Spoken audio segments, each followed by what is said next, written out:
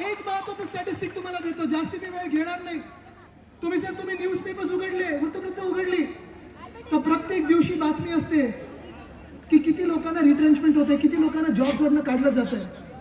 कधी ओरेकल मधून, कधी दुसऱ्या कुठच्या कंपनीमधून, कधी कॉल सेंटर मधून, कधी कुठच्याही कंपनीमधून 20,000 लोक काढले गेले, 30,000 लोक, कधी 16,000 लोक, कधी 10 लोक हे काढले जाण्याची बातमी येत आहे.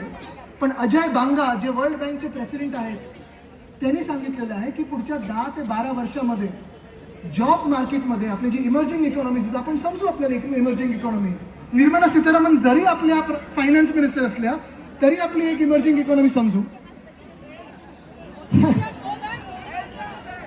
फेल्ड गव्हर्नमेंट, फेल्ड मिनिस्टर तर ओनली वन थिंग आहे. पण एक तुम्हाला सांगतो, पुढच्या 10 वर्षामध्ये 120 कोटी लोक, आपण सगळे तरुण वर्ग हे आणि मग जॉब ऑपॉर्च्युनिटीज जगामध्ये, पूर्ण जगामध्ये, नुसतं भारतामध्ये नाही, सांगतात की फक्त 40 कोटी निर्माण होणार. 80 कोटी लोक जाणार कुठे? फ्री राशन जाणार किती दिवस? लाडकी बहीण 95 लाख महिलांना बाहेर काढलं ना, साडीची स्कीम बंद केली ना,